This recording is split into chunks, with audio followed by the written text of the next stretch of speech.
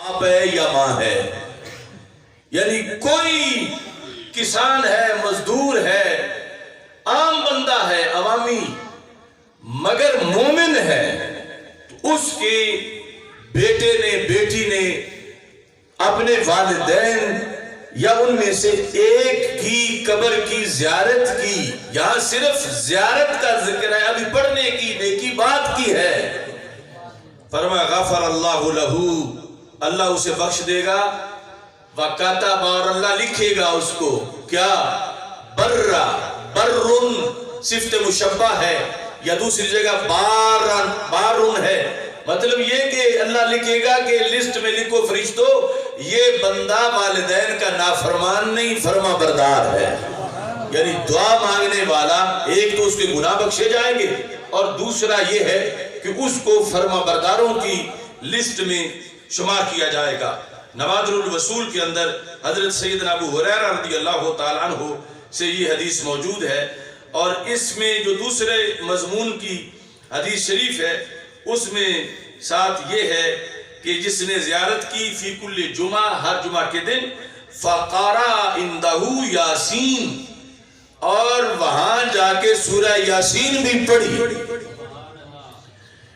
یعنی ایک فرقہ ہے ان کا سارا مداری قبر دشمنی پر ہے کہ نہ تو قبر کی زیارت کے قائل ہیں اور نہ وہاں پڑھنے کے قائل ہیں، بلکہ آپ اگر مدینہ منورہ چلے جائیں اور جنت البقیع میں جا کر آپ پڑھنا چاہیں قرآن، وہ کہتے ہیں کہ فاتحہ ہناک، یعنی پڑھنا ہے تو دور جا کے پڑھو، یہاں تم کچھ نہیں پڑھ سکتے۔ یہ یعنی اسلام غریب الوطن ہوا کہ جہاں سے چلا وہاں آج یہ مسئلے بیان ہو رہے ہیں، جبکہ سرکار فرماتے ہیں کہ وہ تو جو سوئے ہیں جنت البقیع میں ان کا تو مقام ہی بڑا بلند و بالا ہے۔ عام مومن جو ہے فرمایا اس کی قبر کے پاس جب اس کا بیٹا سورہ یاسین پڑھتا ہے تو سورہ یاسین کے پڑھنے سے رب مزید رحمت کے دروازے کھول دیتا ہے، سورہ یاسین پڑھنے سے۔ تو اس بنیاد پر ہمیں چاہیے کہ ہم اس چیز کا بھی اہتمام کریں کہ والدین کی قبروں کو مت بھولیں، اور پھر وہاں سورہ یاسین کی تلاوت بھی کریں، یا جو کچھ بھی قرآن آتا ہے اسے پڑھیں۔ یعنی یہ پڑھنا ایک مستقل حکم ہے، یہ ہم نے گھڑا نہیں، یہ رسول پاک صلی اللہ علیہ وسلم کی طرف سے دین ہماری طرف آیا ہے، اس دین میں یہ موجود ہے۔ تو اللہ کے فضل سے سنی ہونے کا یہ فائدہ ہے کہ ہم ان ساری حدیثوں پہ عمل کر سکتے ہیں، ورنہ دوسرے فرقے والے تو اس وجہ سے فوراً شرک کا فتویٰ لگا دیں گے۔ اور یہ بھی ظاہر ہے کہ بعض جگہ جو خرافات کرنے والے ہیں ان کوئی خرافات کو روکنا اور خود خرافات سے باز رہنا یہ بھی ضروری ہے، چونکہ شریعت کی حدود ہیں۔ اب وہاں پر جا کر زیارت کرنے کا حکم ہے تو سورہ یاسین پڑھنے کا حکم ہے، اور کوئی طواف شروع کر دے جا کر یا کوئی سجدے شروع کر دے تو وہ روکنا بھی ہماری ڈیوٹی ہے، کیونکہ ان چیزوں کو بنیاد بنا کے پھر کوئی جائز چیزوں پر حملہ نہ کر دے،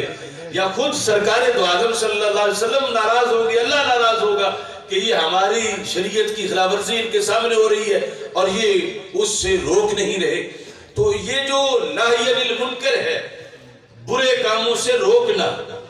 یہ بھی بڑا ضروری ہے۔ اس پر اگرچہ قیمت بڑی لگتی ہے، مگر اگر بندہ چپ کر جائے کہ جو کوئی کرتا پھرے، پنجابی میں جو کہتے ہیں جتھے کوئی لگا لگا رام دے، تو کچھ ایسے مواقع بھی ہوتے ہیں کہ جب نہ بولے تو جتنا ان کو عذاب ہوتا ہے اتنا نہ بولنے والے کو بھی ہوتا ہے۔ یعنی ایک تو وہ برا کام کر رہا ہے، دوسرا کر نہیں رہا، صرف خاموش ہو کے دیکھ رہا ہے اور بول نہیں رہا، تو اس پر وعید سخت ہو جاتی ہے۔ تو یہی وجہ تھی ہمارے بولنے کی کہ ہم معاشرے میں جب بھی کوئی ایسا دیکھتے ہیں، اگرچہ ہم کمزور بڑے ہیں مگر اللہ کا فضل ہے کہ ہم بول پڑتے ہیں، فوراً روکتے ہیں۔ ہمارے آقا صلی اللہ علیہ وسلم کی ایک حدیث کی وجہ سے ہم اس ملعونہ کے خلاف بولے، جس ملعونہ نے بک بک کی تھی سیدنا صدیق اکبر رضی اللہ تعالیٰ عنہ کے خلاف۔ ایک چینل پر سیفی علی نامی ایک خاتون نے، جبکہ بڑے بڑے پیر، بڑے بڑے مفتی سب خاموش تھے اور اب تک ہیں، اور ہم تو اس سلسلہ میں اللہ کے فضل سے 4 مہینے کی سعادت بھی حاصل کر رہے ہیں،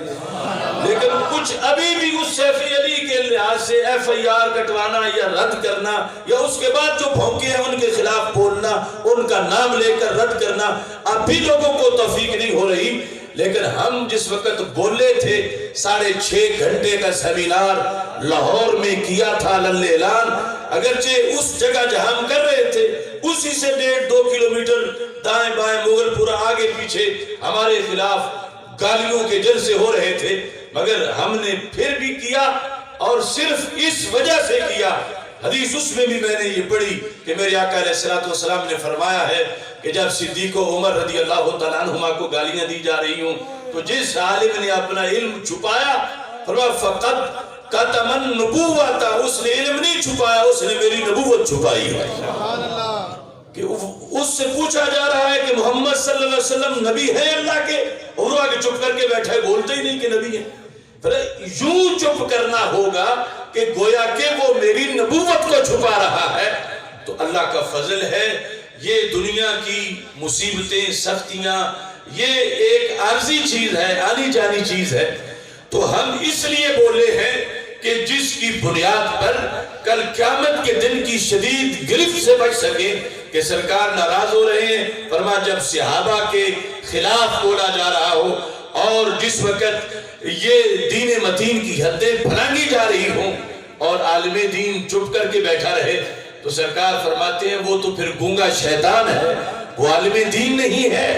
تو یہ وجہ تھی ہم نے مسئلہ معصومیت میں آواز بلند کی کہ رسول اکرم صلی اللہ علیہ وسلم کی ختم نبوت میں حملہ کیا جا رہا تھا۔ ایک فرقے کی طرف سے سیدہ فاطمہ رضی اللہ تعالی عنہا کو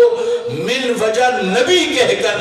ختم نبوت میں حملہ ہو رہا تھا، تو ہم نے جیل میں جانا تو برداشت کر لیا، مگر سیدہ فاطمہ کو راضی رکھا، کیونکہ جب ان کو نبی کہا جائے تو وہ خود کیسے راضی ہوں گی جو ساری زندگی انہوں نے پہرا دیا کہ حضرت محمد مصطفیٰ صلی اللہ علیہ وسلم آخری نبی ہیں، ان کے بعد کوئی نبی نہیں ہو سکتا۔ تو اس بنیاد پر یہ معاشرے کی حالات آتے جاتے رہتے ہیں،